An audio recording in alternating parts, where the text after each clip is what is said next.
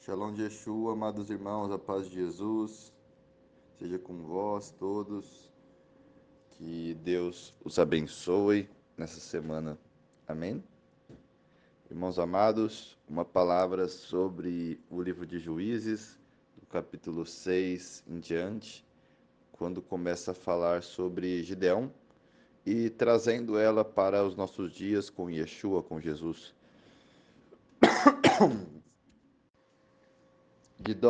Gideão, ele era um homem da família mais pobre e ele era o menor em força, era o menor em dinheiro e em força. E na sua visão incrédula, que é a nossa visão muitas vezes, a vitória estava em ele ter dinheiro e a vitória estava em ele ter força física, status também, então exército. Porém, Deus mostra que a vitória não está na mão do homem, mas na mão de Deus. Porque Deus tem os resultados, nós apenas jogamos as cartas. Então, os resultados estão na mão de Deus. Às vezes nós achamos que o que precisamos é uma coisa, mas na verdade é outra. Então, Gideão, ele vai e encontra o anjo do Senhor perto de uma árvore. E esse anjo do Senhor, quando Gideão o encontra, e Gideão, como sempre, muito precavido, e isso é algo bom, faz testes para ver se era realmente o anjo do Senhor. Muitas pessoas vão dizer, Gideão era incrédulo, Gideão deveria ter crido na primeira vez, não deveria ter feito testes. Aí eu digo, linha de engano. Quando quando Paulo foi para os bereanos falar sobre Yeshua ser o Messias prometido na Torá, Shaul teve que provar por várias semanas na sinagoga, como de costume dele, indo na sinagoga no sábado, como está escrito no texto. É sempre o costume de Shaul, de Paulo. E Paulo ele vai e prova nas Escrituras que Yeshua era o Messias prometido ao povo de Israel. E por causa disso, muitos judeus e multidões de gregos que guardavam a Torá, porque está escrito que eles eram obedientes às palavras de Deus. E a obediência às palavras de Deus em uma sinagoga era ser obediente à Torá. E a obediência a Deus é ser obediente à palavra de Deus, a Torá, a lei chamada aqui no Ocidente. Amém? Então, Shaul teve que provar na Torá, nas Escrituras, porque não existia ainda o Novo Testamento, e é algo completamente tolo acreditar que os bereanos eram nobres por conhecer o Novo Testamento que nem conheciam, e por Shaul convencê-los a partir de um texto que nem existia. Então é algo completamente tolo, completamente tolice teológica, que é algo que toma conta de muitas pessoas em suas vidas, deixam ser guiadas por homens e não pela sabedoria, verdade e palavra de Deus. Então, Gideão não. Gideão era um homem como os bereanos. Ele queria testar e ver se realmente provinha de Deus esses milagres, se era Deus, porque Gideão sabia que o que estava em jogo não era ele, mas era todo o povo de Israel, porque se não fosse o anjo do Senhor, se fosse apenas não uma alucinação, mas um anjo do adversário ou uma outra situação, se não fosse o anjo do Senhor, o que aconteceria era que Gideão não venceria e o povo de Israel seria derrotado pelos midianitas e amalequitas, que estavam como gafanhotos se ajuntando para destruí-los. E então Gideão, tendo recebido o milagre, seus pães ázimos e o seu cordeiro, tal como na festa de Páscoa, na festa de Pêssah, Jesus e Yeshua comem um cordeiro, come pão ázimo, e ali não fala de vinho, porque talvez Gideão não tinha vinho, talvez o vinho estava lá, mas ficou implícito. Mas nessa refeição, quase como uma refeição de Páscoa oferecida para o anjo, o anjo consome, estendendo o seu cajado, consome tudo em meio de fogo. E esse fogo vem do Senhor, e isso faz Gideão ver que era o anjo do Senhor, consumindo aquelas coisas santas, algo que só o anjo do Senhor poderia fazer, não um anjo que fosse um anjo caído que tem outra missão. Então, é incrível isso.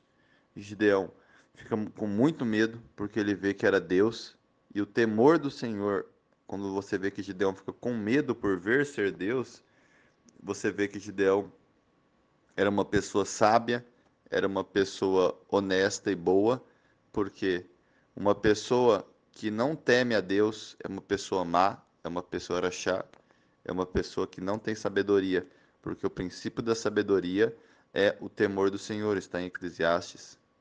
Em Salmo, se eu não me engano, também fala Davi disso. Então é incrível que Gideão ficou com muito medo, mas Deus, então, em voz, fala para Gideão: paz seja convosco, não temas. E isso é muito maravilhoso, porque talvez na palavra de Deus inteira, aquele que mais tem esse cumprimento, que mais chama as pessoas dessa forma, hoje em dia é muito fácil você ver um judeu falando Shalom, Shalom, Shalom lekulan, principalmente Shalom, que seria paz. Então, mas quem falava paz seja convosco, Shalom lekulan, era Yeshua, era o Mashiach. Isso é muito maravilhoso. Ele fala, paz seja convosco, não temas. Então, olha a rua de Adonai falando através do Mashiach e falando nesse momento também o Espírito de Deus. E então Gideão vai à guerra.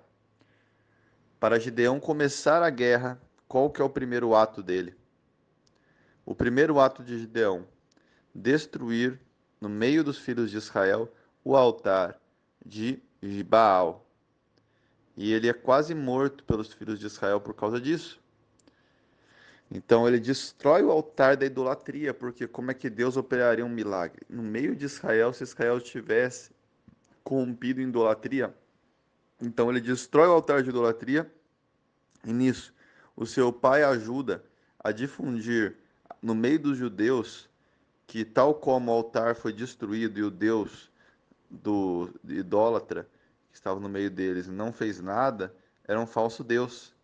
Então, eles não só destroem o altar, como desmoraliza a idolatria no meio de Israel. Mostra que aquela idolatria era uma coisa vã, pois aquele Deus não era um falso Deus que não podia nem se defender. Tal como Abraão fez, nada diferente perante seu pai. Terá. Então, Gideão tem essa atitude. A primeira coisa para vencer a guerra espiritual é destruir e desmoralizar a idolatria no meio do povo que será vitorioso com a mão de Deus. A segunda coisa que Gideão faz é fazer mais dois milagres, e eu quero deixar claro, esses milagres são testes. Por quê? Porque Gideão, apesar de ter sido convencido pelo fogo de Deus, ele ainda precisava de duas revelações. E essas duas revelações proféticas são o orvalho. Para quem lê a Torá, que Moshe, ele fala que o meu ensino goteje como orvalho.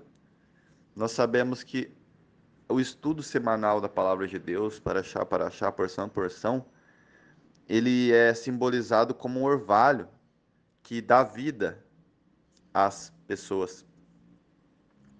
Esse orvalho que rega e dá vida às árvores, às pessoas, à natureza e ao ser humano, que é a Torá, que é a palavra de Deus, quando ela é praticada, e ela é vida, é luz. Lâmpada para meu caminho é a tua palavra, a tua lei é a verdade, Salmo 119, 105 e Salmo 119, 100 e, se não me engano, 42. E João 17, 17 confirma isso. Então, essa luz, essa vida, esse orvalho da ressurreição, que é o mesmo orvalho que estava com Yeshua quando ele ressuscitou, que é a palavra de Deus, esse orvalho da ressurreição, ele primeiro, segundo o milagre pedido por Gideão, ele primeiro profeticamente, ele aparece dentro dessa lona, desse pedaço de pano que Gideão estende.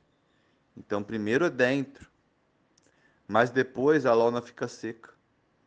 O pedaço de pano fica seco. E o segundo milagre profético que Gideão pede é que o orvalho vá em volta. Gideão não sabia o que ele estava pedindo.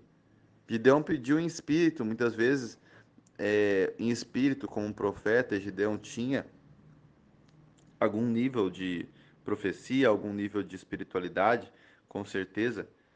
Então, Gideão, ele pede isso que estava em seu coração, que Deus colocou, mas Deus, ele coloca para nós uma profecia muito maravilhosa aqui.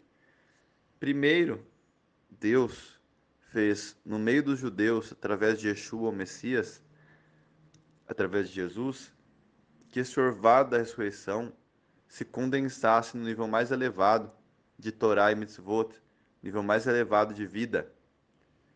E esse orvalho da ressurreição condensado deu vida aos judeus.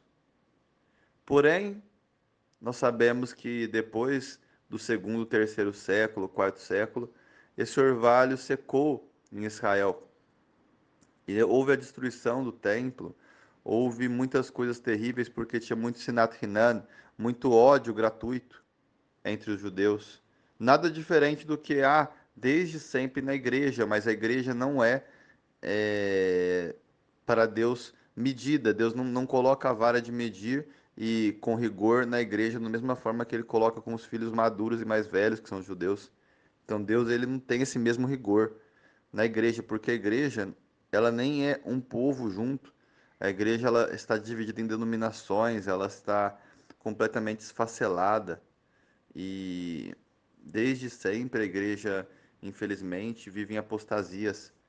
E isso que é terrível, isso não é nada que eu digo sem tristeza, porque estava profetizado mesmo. Desde depois do primeiro século viria a apostasia. E a era que vivemos, a era da apostasia, aquele que não fez alguma apostasia na sua vida, que atire a primeira pedra. Todos nós já fizemos algum tipo de apostasia, infelizmente, isso, para nossa tristeza e chuvar arrependimento, para que nós possamos olhar a Escritura e ver o orvalho da Escritura e esse orvalho estar sobre nós, porque está profetizado aí também, que o orvalho da ressurreição, o orvalho da palavra de Deus, a Torá, ele estaria, esse orvalho de ensino de Deus, que dá vida, que fala não roube, não mate, etc. Esse orvalho estaria no povo de Israel.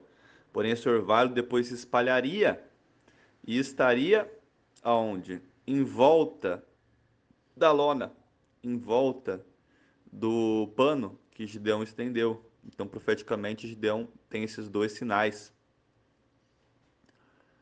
E esses sinais também significam que a Torá tem que estar dentro da lona, a Torá tem que estar dentro do seu coração, mas a Torá também tem que estar praticada fora da lona. A Torá tem que ser manifesta em atos. Não basta você dizer que crê em Deus. Você tem que ter atos que mostram que você é fiel a Deus. Amém? Senão a sua crença é como Yaakov disse, Tiago disse. Você diz crer em Deus? Amém. O diabo também crê em Deus. Mas só que o diabo treme. E você não treme, você não tem o mesmo nível de temor que Satanás tem de Deus. Amém? Então Gideão vai à luta. Gideão já tinha derrotado Baal em Israel. E Gideão já estava com os seus sinais, a revelação do que Deus faria, a Torá dentro e fora do coração. E Gideão agora ele vai então confiante na vitória. Deus então pede que Gideão lembre da Torá de Moisés. E muita gente vê isso e acha que Deus inventou da cabeça dele isso, de Deus falou uma coisa nova, é isso que eu quero dizer. Acho que Deus pegou e falou uma coisa que não tinha sido dita antes. Mas na verdade, quando Deus ele fala, Gideão, são muitos homens que estão com você, você tem 30.000 homens. Fale para eles, que aquele que estiver com medo, aquele que não estiver confiante, não tiver fé, aquele que estiver sem fé, aquele que estiver sem uma confiança total e entrega a Deus, que volte, que não lute. Porque aquele lá, isso daí que Deus disse, não é algo novo. Moisés fez uma lei que sempre que Israel fosse em batalha, o líder e o levita, não só o líder, seria duas vezes repetido. Primeiro o líder falaria isso, depois o levita.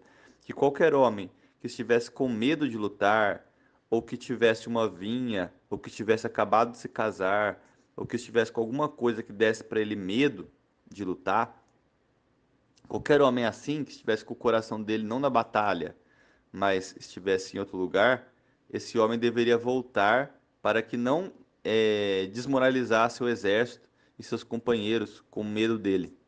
Então, Deus não quer quantidade, ele quer qualidade. Isso Deus fala novamente por Gideão, e Gideão logo se lembra da Torá de Moisés, que já tinha sido dada. E ele lembra do que Moisés falou e Gideão faz.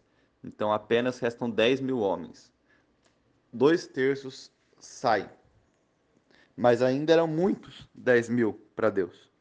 Então, desses 10.000 homens, o segundo teste. Aí Deus faz uma coisa nova. Aí Deus faz uma coisa que não estava na Torá escrita explicitamente. Deus faz um teste famoso, que é para ver o raciocínio das pessoas. Deus ele queria aqueles que tivessem mais sabedoria. Deus não queria os tolos. Isso parece ser ofensivo para muitos, mas é porque Deus ele quer pessoas que tenham a sua alma não animalizada. Deus quer pessoas que já tenham evoluído sua alma, saído do ápice da alma animal e chegado à sua alma, seu espírito, mais perto da luz da alma de Deus.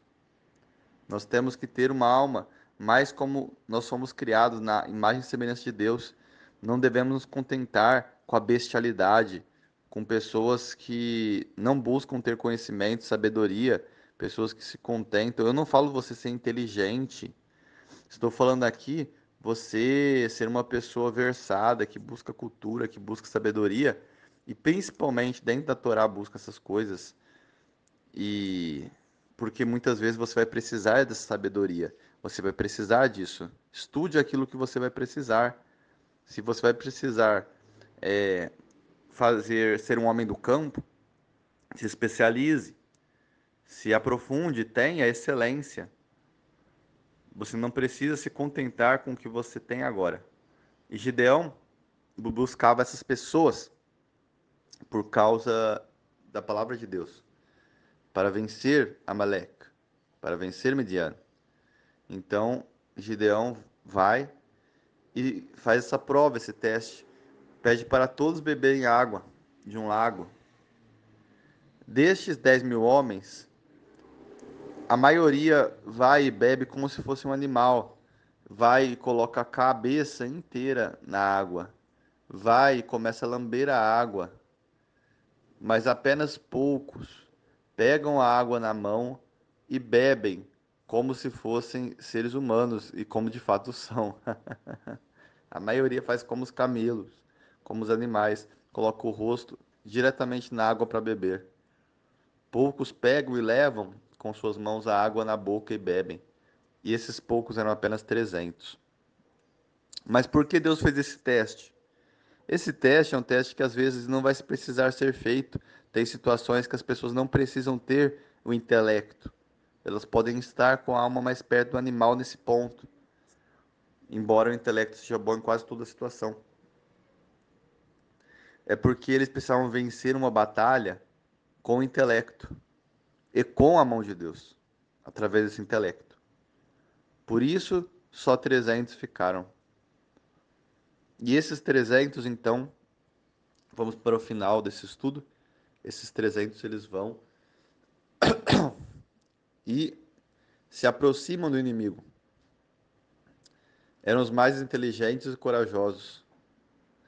E eles imitam Gideão. Eles tinham que ter raciocínio muito bom nessa hora. Gideão fala para eles ficarem com um chofar, que é um chifre de carneiro, que é chamado de trombeta na Bíblia, e com uma tocha de fogo dentro de um jarro, para que ninguém visse sua luz. E era de noite. Gideão já sabia, porque tinha descido no acampamento dos midianitas e amalequitas, que eles estavam completamente cheios de medo de Israel, por sonhos e visões que Deus deu a ele. Deus deu visões e sonhos aos amalequitas e moabitas, que eles seriam derrotados pelos israelitas. Então Deus já deixou o coração deles com medo. E nessa noite, nessa meia-noite, então, tal como Deus fez derrotando os egípcios, agora na mão de Gideão, Deus derrotará os amalequitas e moabitas. Deus ele pega através de Gideão e fala para eles tocarem com toda a força o chofar e quebrarem todos os jarros, revelando a eles o fogo. E o que eles gritavam? Eles gritavam várias coisas. Gritavam, faziam muito barulho, barulho de guerra, barulho para dar medo aos seus inimigos enquanto desciam correndo. Mas o que eles estavam na mão? Uma tocha e um chofar. E as espadas? A espada estava na boca deles, porque eles falam: pela espada de Deus e a espada de Gideão. Porque é assim que Deus age. Deus sempre usa um mensageiro. Como Deus dizia, pela espada de Davi e pela espada de Deus. Então, a espada que eles citam é claramente uma referência à Torá, uma referência à Bíblia, que é a nossa espada de dois gumes que ela divide até as almas juntas e medulas. E é incrível isso, porque eles não tinham espadas nas mãos, irmãos. Quando eles gritam isso, havia uma tocha e havia um chofar. Então a espada que eles clamaram não era senão a espada da palavra de Deus. E é isso que leva eles à vitória. Hoje não estamos em guerra, nós no Brasil. Hoje quem está em guerra é Israel contra o Hamas. E hoje nós temos outras formas de guerrear, porque nossa guerra não é contra carne e sangue, mas contra principados e potestades nas regiões do ar. É contra nossa própria maldade, é contra o nosso próprio pecado e o pecado de nossos irmãos. A nossa guerra é contra o pecado, que dá autoridade às potestades para fazer o mal. Então a nossa guerra é essa. E qual que é a maior arma dessa guerra? É a espada de Deus. E a espada de Deus, ela, ela é dividida em duas coisas. Primeiro, luz, porque ela ilumina, ela dá luz que afasta as trevas. Ela nos dá clareza, nos mostra o que é certo e o que é errado. Por isso, quando eu falo pecado, não pense aquilo que vem da sua cabeça. Ah, pecado é se drogar, é roubar, é matar. Tudo bem, isso tudo é pecado. É se tatuar, etc. Aquele que está tatuado, peça perdão e não faça mais. Pecado é isso. Mas é muito mais que isso. Nós temos que ler a Bíblia, a palavra de Deus, do Velho Testamento ao Novo, para entender que há muito mais que é pecado. Nós temos que saber para poder ter uma vela acesa, se nossa menorá está apagada. Senão vai chegar uma situação e você não vai ter clareza. Você vai achar que não é pecado, ou você vai achar que é pecado, não é pecado. Por exemplo, mulher usar brinco é pecado? Claro que não. Na Bíblia, muitas mulheres santas usavam brinco e não há nenhuma referência dizendo onde Deus diz: mulher que usa brinco é pecado. Não há referência nenhuma.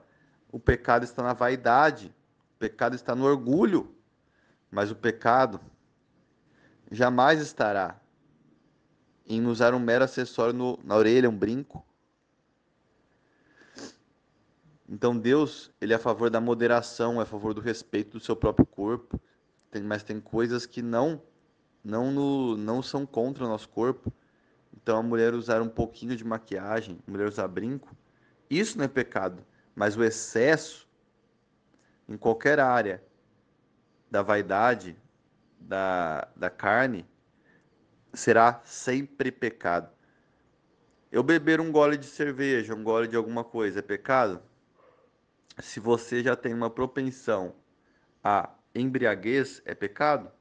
Mas se você é uma pessoa moderada que consegue beber apenas uma taça de vinho ou apenas uma cerveja, uma lata de cerveja, não é pecado. Se você for dirigir, não beba. Se você for fazer algum ofício sacerdotal, se você for um sacerdote, hoje em dia chamam de pastor, e também são os rabinos, né? Mas não beba. Mas se você for apenas ficar em família, não for dirigir, pode beber uma lata. O problema é quando você extrapola. É quando você faz a mais, você não tem autocontrole e aquilo que deveria estar dominado por você te domina e você não consegue beber uma lata, você tem que beber 10. Aí é pecado. Amém? Então isso é Torá. A Torá, ela é isso. Não saber que apenas o sexo dentro do casamento, homem e mulher, é o lícito. Então, isso é Torá. São muitos mandamentos. Isso é luz. Isso te dá clareza. Na situação adversa, você vai saber como lidar. Quando chegar alguém falando mal do seu irmão ou de alguma pessoa, até que você não gosta, você não vai ouvir.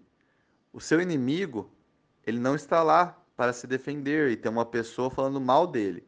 Você vai falar que você não pode opinar e você vai sair perto dessa pessoa, porque se ela achar um hará, isso é um pecado gravíssimo. É equivalente ao assassinato. Yeshua também fala disso. Então, Lashon Hará, ela é um pecado, a fofoca, como é traduzida aqui, a maledicência, a fofoca, ela é um pecado que leva à morte espiritual. É um pecado grave. Se você tem luz, você não vai deixar que venham essas trevas e te apaguem. Mas se você não tem luz, você nem vai sentir que é pecado. Você vai achar que isso não é pecado porque sua menorá está apagada. A sua lâmpada está apagada. Então acenda a sua tocha para que você possa ser como as virgens prudentes. Haviam 10 virgens, Jesus diz na volta dele.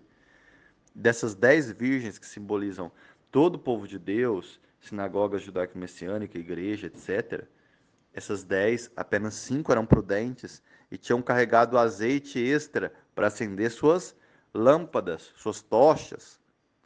Entenderam? E Deus só reconheceu e deixou entrar aqueles que estavam com a lâmpada acesa, tocha acesa.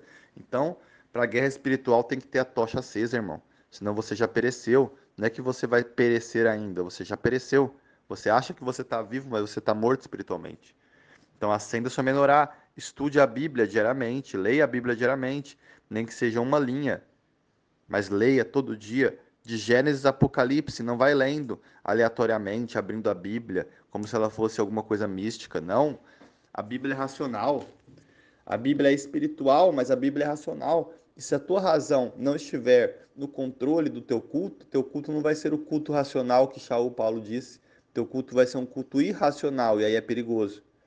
Porque o ser humano é mau e você tem uma inclinação para o mal. Todos temos isso. Isso é chamado de iniquidade, de carne, que Paulo diz que é uma guerra constante entre a carne e o espírito. Mas você vai perder, por quê? Porque você não deixou que a mente, a razão, a sabedoria de Deus reinasse. Você deixou que a tua carne, que é irracional, reinasse. Então você ficou como os animais irracionais, porém você tem maldade dentro de você. Você não é inocente como os animais. Então aí você perdeu duas vezes. Amém? Então a segunda coisa era o shofar. O que é o shofar? O shofar é a exortação.